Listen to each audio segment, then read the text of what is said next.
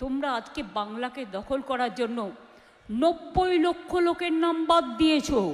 মনে রেখো, তাতেও আমরা জিতব। আমি সুপ্রিম কোর্টে গিয়ে 32 লক্ষ লোকের নাম তুলেছি। আগামী দিন সবার নাম তুলব। আমার একটাই দুশ্চিন্তা, তাদের নামটা ভোটের পরে উঠলে তাদের অস্তিত্ব থাকবে, কিন্তু তারা ভোটটা দিতে পারবে না। বিজেপি, তুমি এটাই চাও? পুরো গণতন্ত্রকে চৈত্র মাসের সেলের মতো বিক্রি করে দিয়েছ। তোমাদের জন্য কনসেশন আর সাধারণ মানুষের জন্য deletion. Every action has a reaction. মনে রাখবে, কোনো দিন মানুষ তোমাদের ক্ষমা করবে না। তোমরা বাংলা ভাষাকে কথা বললে বলছো বিদেশি ভাষা।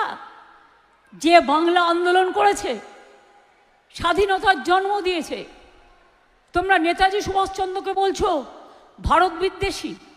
তোমরা নজরুলকে বলছো কমিউনাল, যিনি নজরুল ইসলাম শ্যামা সঙ্গীত রচনা করেছেন। যে নজরুল ইসলাম গান গেয়েছেন, ফাঁসির মঞ্চে গেয়ে গেল যারা জীবনেরও জয়গান, 80 লক্ষে দাঁড়ায়ছে তারা, দিবে কোন বলিদান। দেখাতে পারবে এই সম্প্রীতি? তার জন্মটা কোথায়?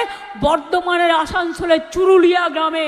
মানে মাথায় রাখবেন, আমরা তার নামে অন্ডাল বিমানবন্দর করেছি, আমরা বিশ্ববিদ্যালয় করেছি, এবং আমরা তাকে যথাযথ সম্মান দিই, কারণ আমরা সেই গান গেয়ে বড় হয়েছি। কারার ওই লৌহ কপাট ভেঙে ফেল করলে লোপাট, রক্ত জমাট শিকল পূজার পাষাণ বেদী। মনে রাখবে, স্বাধীনতা আন্দোলনে রবীন্দ্র নজরুলের গানের ভাষা অনেক মানুষকে উৎসাহিত করেছিল। একদিকে রবীন্দ্রনাথ ঠাকুর গাইলেন, বাঙালির প্রাণ, বাঙালির মন, বাঙালির ঘরে যত ভাই বোন, এক হোক, এক হোক হে ভগবান। আর একদিকে নজরুল গাইলেন, কি গাইলেন?